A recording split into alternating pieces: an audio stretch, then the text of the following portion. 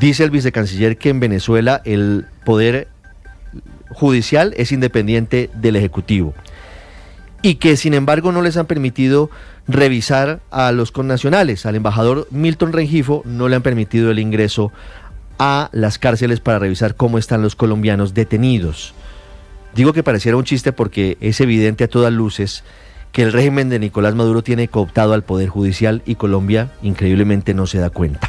Blue Radio conoció el testimonio de las familias de 3 de esos detenidos que dicen no son ningunos delincuentes, no están en ninguna conspiración y le piden al presidente Gustavo Petro que actúe para su pronta liberación. Caterina Ávila. Michelle Barrios tiene a su esposo detenido en Venezuela desde el 18 de octubre del 2024. Fue detenido en Taguanes cuando viajaba para visitar a un familiar. A la fecha no ha podido comunicarse con él. Las razones que nos dan pues es la que nos dan a la mayoría de familiares, que es por presunto ir como en contra del gobierno de Venezuela, como mercenarios, que porte de arma. La Cancillería tiene un reporte de 18 colombianos presos en Venezuela, pero los familiares de estas personas aseguran que son más de 20. La mayoría estarían en la cárcel de El Rodeo y sus familiares dan fe de su inocencia. Mi esposo no tiene absolutamente nada que ver con lo que dice. El único error que él cometió, que él se fue con su pasaporte en el cual tenía su visa americana. Y en ese momento era el boom de los mercenarios, que fue entre septiembre y octubre. Blue Radio conoció el caso de Brian Navarro, otro colombiano de 28 años detenido desde el 6 de enero. El 15 de mayo pasado se comunicó por primera vez con su familia, que no tenía información sobre su paradero. Su madre, Manuela Cáceres, habló de la ayuda que ha recibido por parte del embajador de Colombia en Caracas. Pues se llamó al señor Milton Rengifo, que él es el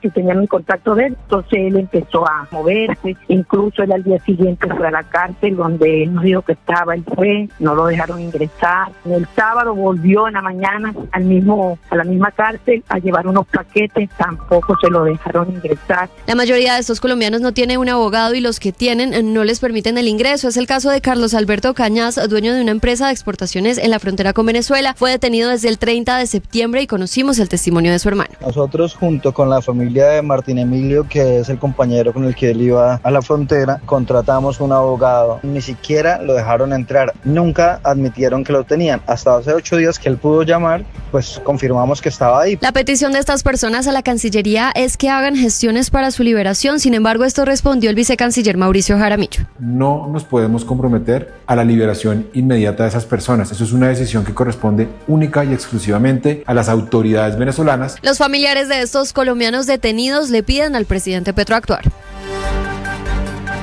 Una 24, esta historia que les vamos a contar a continuación puede tener diferentes consecuencias. Más de 700 funcionarios de la DIAN están a punto de perder su empleo en medio de una avalancha de decisiones judiciales que obligan a la Dirección de Impuestos y Aduanas Nacionales al nombramiento de nuevos funcionarios, en medio de una puja que al final seguramente va a volver a los estrados judiciales. ¿Cómo es la historia, Marcela Peña? La historia, Ricardo, comienza en 2022. La DIAN hizo un concurso para nombrar a nuevos funcionarios, pero personas que no se ganaron esas vacantes del concurso y quedaron en la lista de elegibles, por ejemplo, gente que quedó en el puesto 550, acudió a la justicia para pedirle a los jueces que se hiciera efectiva la lista completa de elegibles y los nombraran a ellos, así no fueran los cargos por los que habían concursado. Como consecuencia, la DIAN está a punto de sacar de la entidad a 702 funcionarios que hoy están en cargos en la condición de provisionalidad. Hablamos con Luz Ángela Mera. Siento muy desgastada, muy deprimida porque me toca recibir todas las emociones de todos los funcionarios de la DIAN y escuchar cada problema en La Guajira, en Leticia, en Cali, en Bogotá, tener que venir a la entidad y encontrarme con las caras de desánimo para poder salir a hacer una aprehensión, para poder hacer una fiscalización. Como usted dice, Ricardo, el tema posiblemente vuelva a los estrados judiciales. Varios de los afectados están acudiendo a la justicia pidiendo acciones de nulidad. Mientras tanto, la DIAN está maniobrando esta situación de la mejor forma en que puede. Citó a todos los jefes de oficina a reuniones, les está pidiendo en correos y mensajes un acompañamiento empático a las personas que van a tener que salir de la entidad y les ha ofrecido una ruta que incluye la posibilidad de que se capaciten en caso de que quieran buscar un nuevo empleo, una situación que por supuesto el año pasado llevó a plantones y protestas, porque el año pasado por esta fecha salieron 154 funcionarios por la misma situación. La DIAN le está pidiendo a la Corte Constitucional que unifique la jurisprudencia. Esta vez sería la misma crisis multiplicada por 7, porque aquí son más de 700 funcionarios. Más de 700 en el conteo oficial que hace la DIAN, pero unas fuentes nos pasaron un conteo que dice que pueden ser hasta 910 personas afectadas. 1:26, ya regresamos en Meridiano Blue, hablamos de las emergencias por invierno en diferentes partes del país. Blue, más que radio.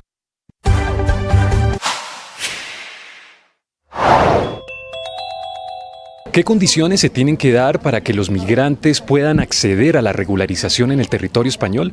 Esto fue lo que respondió Silvana Cabrera, portavoz de Regularización Ya. Una de las principales trabas es justamente que, por ejemplo, en España se empieza a contabilizar el tiempo de estadía a través de que una se puede empadronar. No es un registro, pues, para decir que una vive en tal ciudad, que ha llegado en tal sitio, pero muchas veces para poder tener acceso al empadronamiento es necesario, por ejemplo, un contrato de vivienda, que como bien sabemos las personas migrantes, el poder tener un contrato de vivienda y hoy en día con la situación de la vivienda es prácticamente imposible porque muchas veces pues llegamos a... Colombia en Meridiano Blue. Información de servicio a esta hora.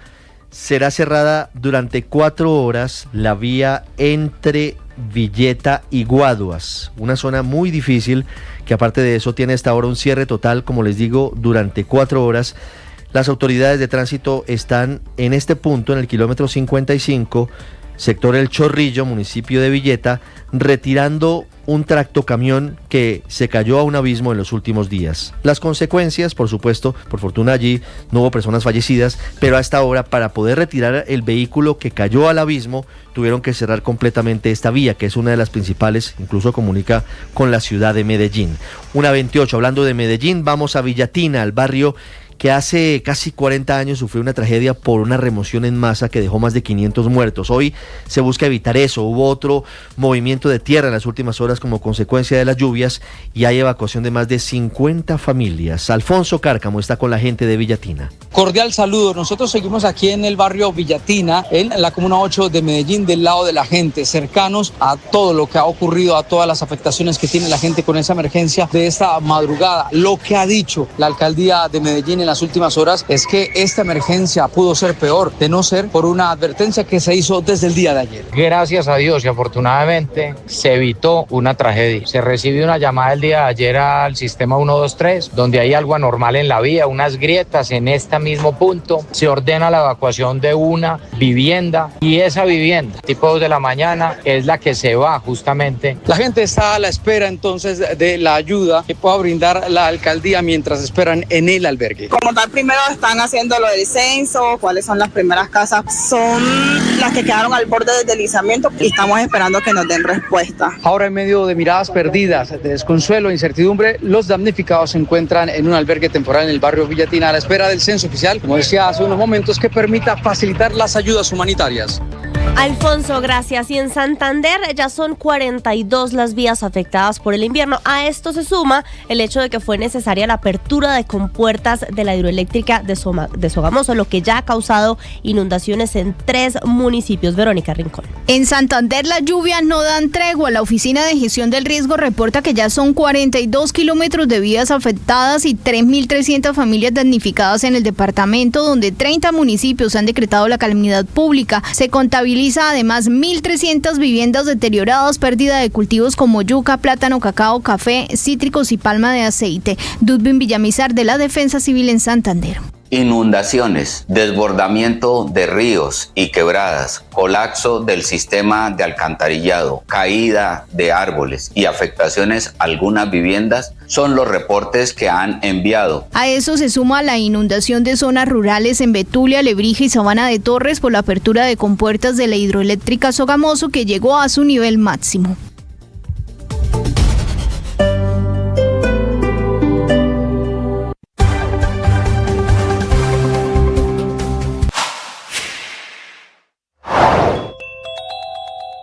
En las últimas horas, la Aeronáutica Civil emitió una alerta para advertirle a los pasajeros que una tormenta solar podría modificar los planes de vuelos en Colombia desde ayer y hasta el próximo domingo 25 de mayo. Una tormenta solar es un evento astronómico y es de los más recientes que está estudiando la NASA. Este ocurrió el pasado 14 de mayo, que dicho en otras palabras es una explosión en el Sol, y ahí comienza el trabajo del Observatorio de Dinámica Solar de la NASA, que registra esa erupción del Sol, que es de los más potentes que se han estudiado recientemente, y por eso lanza una alerta que no solo es para Colombia, es un fenómeno mundial, un fenómeno que podría desencadenar en problemas no solo para los vuelos, tal como lo informó la Aeronáutica Civil, sino también para comunicaciones por radios, por redes eléctricas y señales de navegación. Lo que hace una tormenta solar es aumentar la frecuencia y las corrientes, y por lo tanto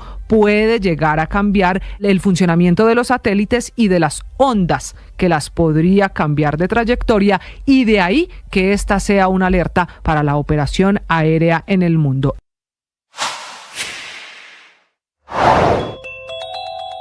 En Mañanas Blue habló la defensora del pueblo Iris Marín acerca del trato inhumano que recibió el menor Lian José durante su cautiverio. Nosotros fuimos muy cautos porque, digamos, dentro de los protocolos está, digamos, tener mucho cuidado en las preguntas que se le hacen a los niños, pues en este tipo de situaciones, porque pueden tener impacto psicosocial adicional. Digamos, uno no corresponde, si no es un profesional, estar preguntando todas estas situaciones al niño en este caso. Lo que sí pasó es que pues ayer hablamos con la mamá, yo hablé con la mamá y pues ella me comentó todo esto que ya conocemos, y es que el niño estuvo amarrado 3 o 4 días, había perros, se había comido las uñas, está bajo de peso. Aún así, en términos generales, está en buenas condiciones.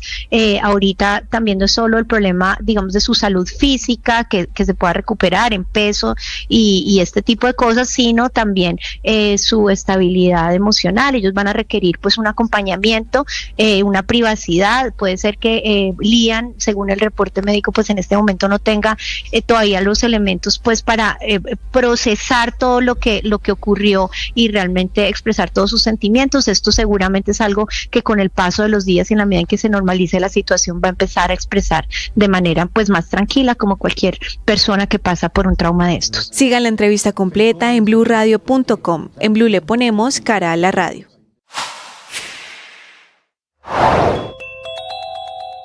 Arde la pelea por los precios del gas y sube de nivel la pugna entre la Superintendencia de Servicios Públicos y la principal distribuidora de gas natural domiciliario en el país, la compañía Vanti S.A., pero en las últimas horas reaccionando de manera muy enérgica y solicitando la intervención incluso de la Procuraduría tras calificar de injustificadas las acciones de la Superintendencia de Servicios en su contra. Concretamente, la orden de ajustar las tarifas del gas y, lo más grave de todo, de devolverle la plata a sus deportes, fútbol, ciclismo, béisbol, baloncesto, automóvil, todos en Meridiano Blue. Y empezamos hablando entonces del fútbol mundial, porque el Real Madrid tomó la decisión de no extender la vinculación dentro del equipo con Luka Modric. Así que no solo la salida de Carlo Ancelotti fue confirmada, porque es el nuevo entrenador de Brasil, como ya sabemos todos, sino la salida de Luka Modric del equipo, un emblema del Real Madrid que ha sido parte importantísima del club durante los últimos años y que, digamos, tiene o deja una estela muy importante de títulos y de momentos. 13 temporadas en el Real Madrid, Luka Modric, y el equipo anuncia la salida entonces del club del Real Madrid. Mientras tanto, el Barcelona, por otro lado, en la vereda de enfrente, anunció la ampliación de contratos de Rafinha, el capitán, el gran jugador brasilero del cuadro catalán, hasta 2028. Esas son las novedades con respecto al fútbol de Europa. Mientras tanto, la selección de Estados Unidos, que va a jugar la Copa Oro, la Copa América de Centroamérica de CONCACAF, que va a jugar la Copa Oro justo cuando se va a jugar el Mundial de Clubes también en los Estados Unidos. Hoy anunció su convocatoria Mauricio Pochettino, pero la novedad es que no están en la lista los dos mejores jugadores del seleccionado de Estados Unidos, que son Weston McKennie, el hombre de la Juventus, y Christian Pulisic, el hombre del Milan. Los dos van a quedar afuera de la Copa Oro por la cantidad de partidos que han tenido esta temporada las dos grandes figuras figuras del seleccionado de los Estados Unidos. Así que esa es la novedad con respecto a la selección de Pochettino. Y hoy arranca la final del fútbol mexicano, es el gran partido del día de hoy entre América y Toluca. Eso será a las 9 de la noche, hora de Colombia.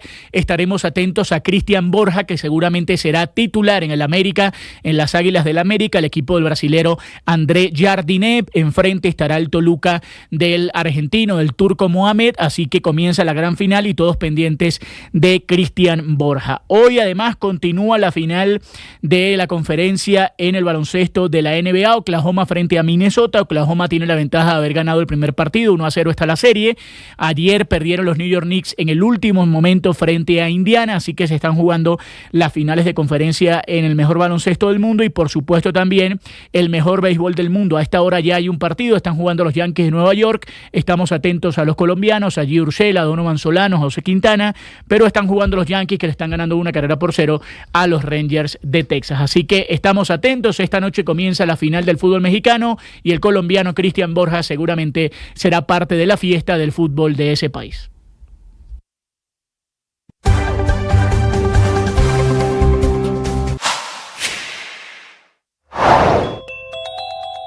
En Mañanas Blue, la defensora del pueblo Iris Marín explicó cómo se va a hacer el acompañamiento psicosocial de Liam José y su familia tras su liberación. Pues la Defensoría del Pueblo tiene la disposición, también el ICF tiene un rol allí, pero pues dependerá mucho de lo que quiera la familia. La familia puede optar por aceptar este acompañamiento institucional. Nosotros tenemos pues servicios de acompañamiento psicosocial y pues también en todos los trámites jurídicos de diferentes situaciones que se requieran, pero pues estará en cabeza de la familia ahorita.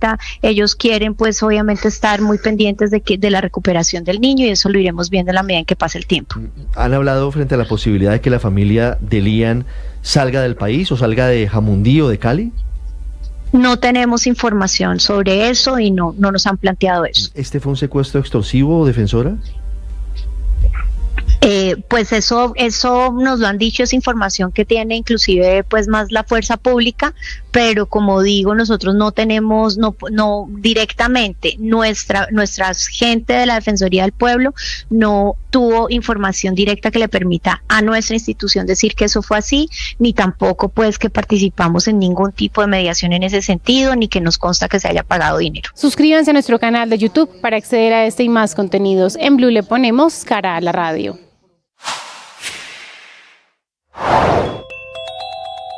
La Contraloría General le envió al ministro del Interior, Armando Benedetti, una solicitud de información sobre el presunto convenio o autorización para el uso de la aeronave de la policía en hechos ocurridos en Barranquilla, haciendo énfasis en las múltiples reacciones que ha suscitado el traslado de algunos presuntos influencers a esa ciudad. El general Arnulfo Rosenberg Novoa es el subdirector de la policía y así explicó el uso de un avión de la institución por parte de influencers. Y el objeto de este convenio tiene que ver en atender los requerimientos básicos del titular de la cartera y los funcionarios y personal que él demande a través de o en cumplimiento de esas misionalidades.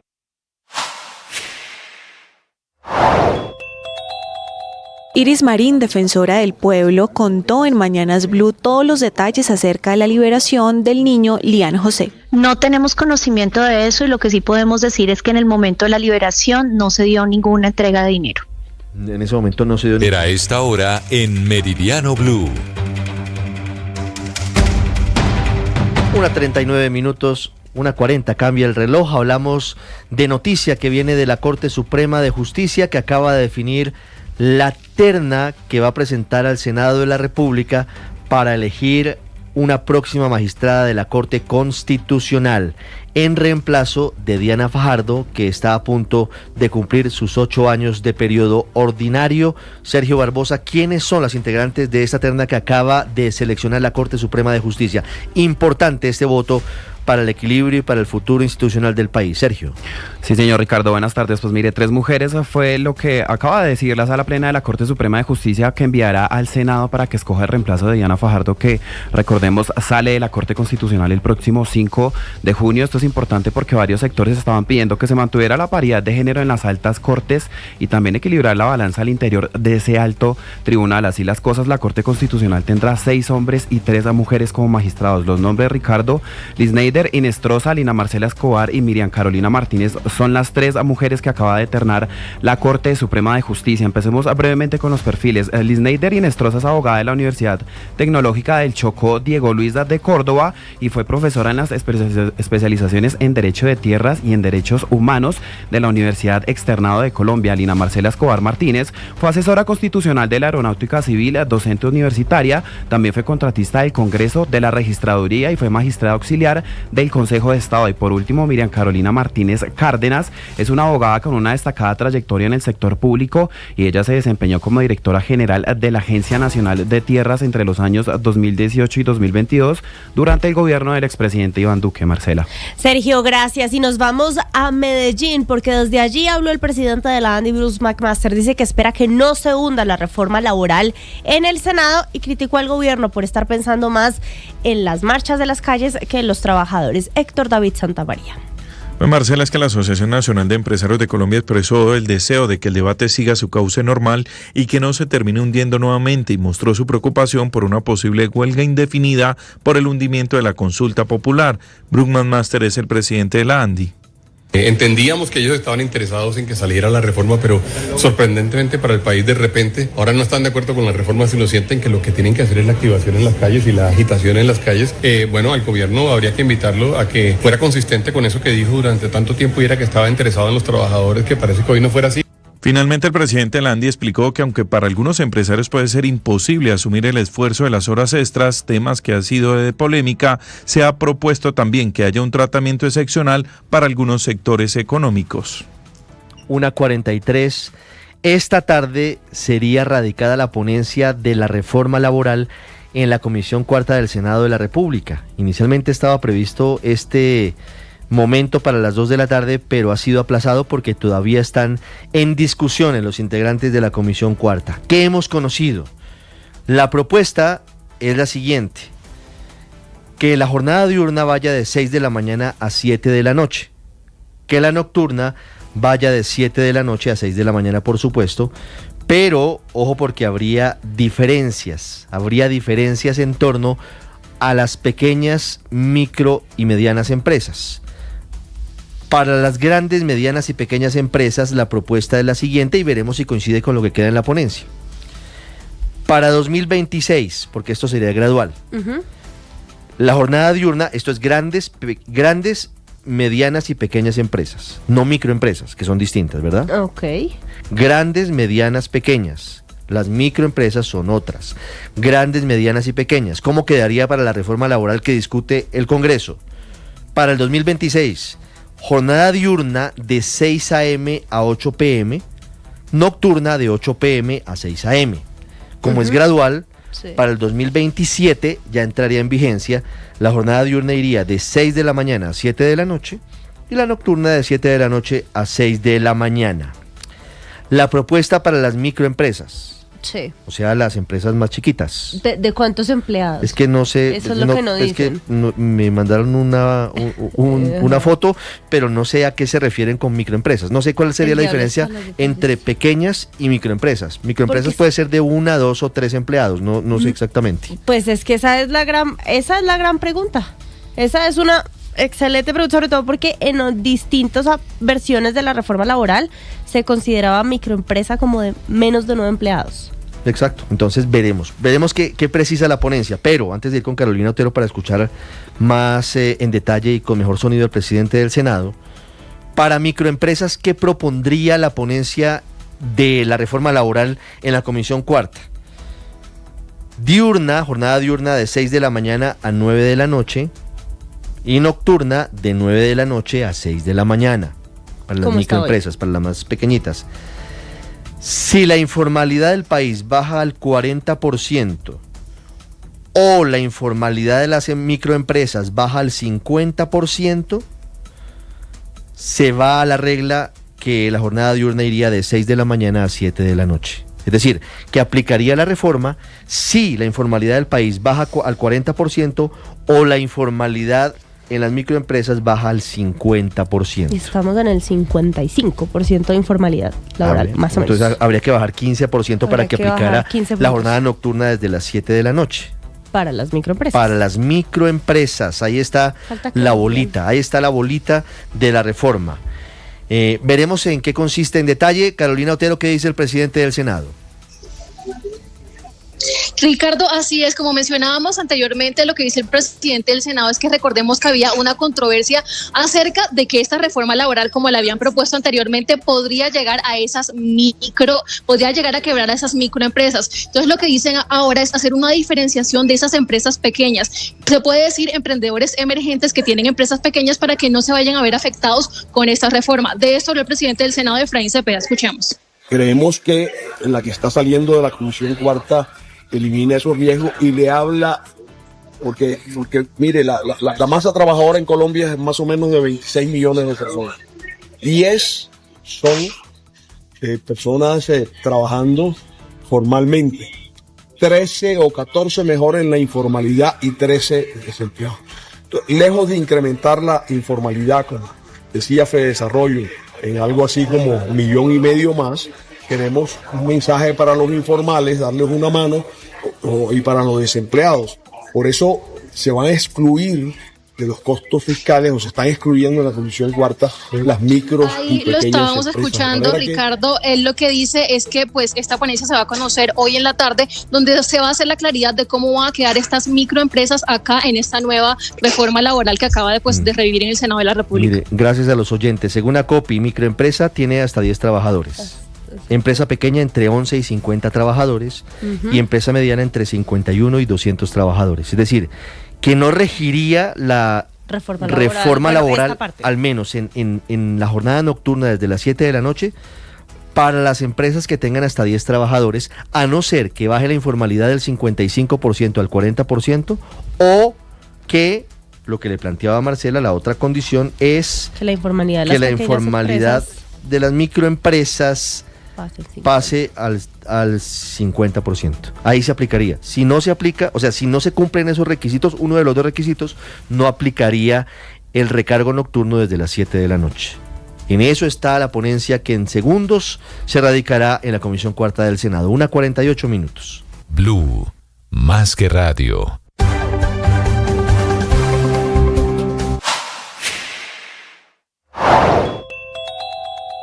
La ayuda humanitaria para la Franja de Gaza sigue bloqueada, no llega a los palestinos y hay 2 millones de personas en riesgo porque no hay comidas ni medicinas. El jefe de la ayuda humanitaria de Naciones Unidas advirtió que hay alto riesgo de que un número importante de niños, en particular de bebés, puedan fallecer por desnutrición en los próximos meses si no se permite la entrada urgente de los camiones. No hay comida, pero siguen los ataques. En la más reciente ofensiva de Israel contra la Franja de Gaza, 27 personas murieron.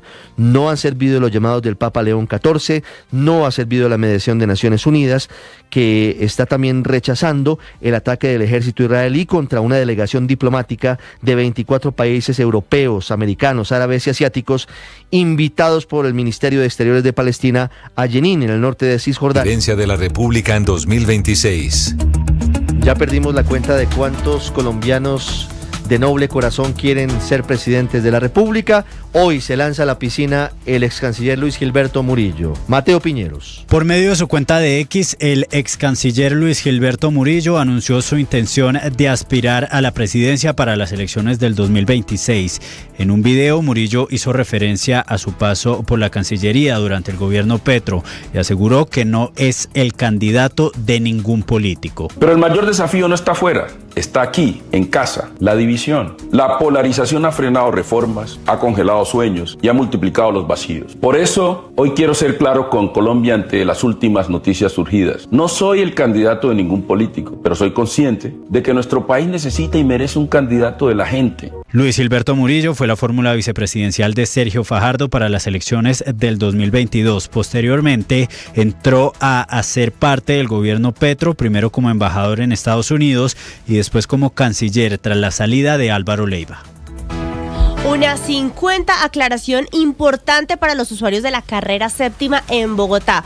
Mucha atención que las multas o las fotomultas por el carril preferencial de Transmilenio no van a ser para quienes cojan ese carril para girar en algún sentido. Va a ser para quienes se parqueen ahí y para quienes obstaculicen el paso. Nos explica Cristian Correa. Los mal parqueados y quienes afecten las intersecciones en el carril preferencial de transporte público sobre la carrera séptima serán los que paguen ahora a partir del 26 de mayo las sanciones económicas, esto a través de la fotodetección. Las dudas alrededor de las sanciones con fotodetecciones sobre el carril preferencial de la carrera séptima llevaron a que las autoridades hicieran una serie de precisiones sobre cuáles son las acciones que van a ser sancionadas a partir del lunes 26 de mayo. La primera de ellas es parquearse sin justificación sobre el carril preferencial, es decir, no dejar o recoger un pasajero en este punto, además de parquearse en las intersecciones o bocacalles de ingreso y salida a este corredor vial. Recoger o dejar mercancía o carga sobre este punto también será sancionado. Los conductores de taxi, una de las poblaciones que más estaban viendo afectadas con las posibles sanciones por la invasión al carril preferencial, estarán habilitados para recoger o dejar pasajeros en este punto. Según lo que explica la Secretaría de Movilidad, no se verían afectados por los fotocomparendos. Blue, más que radio. Si es humor. Al final sí nos fuimos todos para el estanque a ver los patos y había varios hombres. Estaba el pato mandarín, sí, el pato serrucho. Ah, sí, claro. Y también está el pato que hace mucha bulla, pelea mucho y nadie quiere estar cerca de él. ¿De verdad? ¿Y cuál es ese? El pato histórico. Si es opinión. ¿Le afecta o no políticamente al gobierno el escándalo de la UNGRDHIJK en el que está involucrado, según la fiscalía, el señor Carlos Ramón González, su merced? Pues, ignorita, políticamente, claro que sí. Mire, históricamente Gustavo Petro fue una persona que se presentó ante la opinión pública como la persona más transparente, sí, que iba a tener un gobierno siempre pulcro, dando ejemplo. Ese era el propósito. Entonces, en este gobierno no podía ocurrir eso. Era uno de esos gobiernos donde esto era lo que no debió ocurrir. Voz Populi, de lunes a viernes desde las 4 de la tarde. La defensora del pueblo Iris Marín contó en Mañanas Blue que hombres armados... Unas 53, 3 acciones de la gobernación del Bichada. La primera, el plan Bojuma para la vivienda, Sebastián. Bojuma significa, en su idioma de este departamento, casa y techo. En lengua sicuaní, de los indígenas. Sí, señor, correctamente. Y es una iniciativa que toma esta gobernación para poder darle vivienda a diferentes personas que ya se inscribieron y están en el proceso.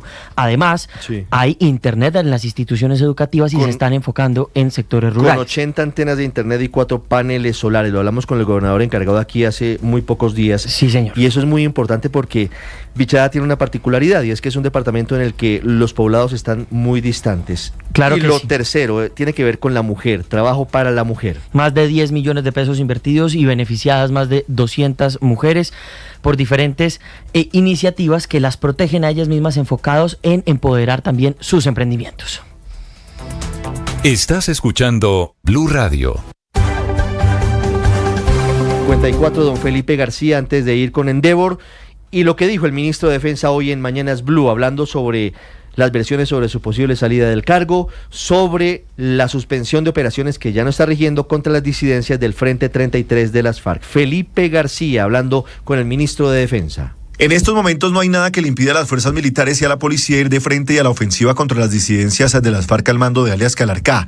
Desde el domingo 18 de mayo expiró el decreto presidencial que extendía el cese de operaciones, aunque el gobierno ha intentado abrir un canal de comunicación con estos criminales, sobre todo con los del Frente 33, no se ha podido dar, por lo que la orden a toda la fuerza pública es, con todas sus capacidades, enfrentar a estos delincuentes. El ministro de Defensa, Pedro Sánchez. Toda la fuerza pública tiene que adelantar con toda la contundencia, con toda la capacidad, pero obviamente respetando los derechos humanos y el derecho internacional humanitario, debe enfrentar a esas amenazas para proteger a nuestro pueblo. Y con las disidencias de Calarcá, en este momento no hay cese al fuego, ni cese de operaciones militares ofensivas o operativos especiales de la policía. Eso quiere decir que Debemos avanzar y es la orden, deben avanzar. Una de las alternativas que contempla el gobierno para facilitar un eventual proceso de paz con este grupo es la creación de zonas de ubicación temporal, similares a las utilizadas durante los acuerdos con las FARC. Estas zonas servirían, según el ministro, como espacios de transición mientras se define la hoja de ruta hacia la desmovilización y reintegración. Sin embargo, por ahora, no hay nada que le impida a la fuerza pública ir a la ofensiva contra estas disidencias. ¿Qué pasó hoy en el juicio contra el expresidente Uribe, Juan Esteban? Ricardo, se expusieron los chats entre Caliche y también con Juan Guillermo Monsalve, que habría sostenido en la cárcel La Picota. Uno de los testigos era Álvaro Hernán Prade. Fue muy importante porque desmintió que luego hubiera recibido instrucciones del expresidente Álvaro Uribe para que se cambiaran los testimonios que iban en contra de él. Escuchemos la pelea que hubo en el juicio. Verificar acá y le están poniendo una conversación vía chat. Entonces, doctor Barraza, por favor, seriedad en los documentos que le están poniendo de presente. ¿Cómo es que el doctor Granados está pidiendo que le pongan de presente la fiscalía? Se espera que en esta tarde continúe el contrainterrogatorio que va a liderar la fiscalía. Hoy hablaron los empresarios en Endeavor. Miguel Garzón. Sí, lo que buscan es hacer que el PIB, el Producto Interno Bruto de Colombia, llegue al 8% para el año 2030. Esta iniciativa se llama la Mega 2030-2030, con la que buscan, por medio de que estas 46 empresas que hacen parte de Endeavor en Colombia logren las ganancias que impulsen el crecimiento económico de Colombia para ese año. Llega el Blog Deportivo. Una feliz tarde para todos.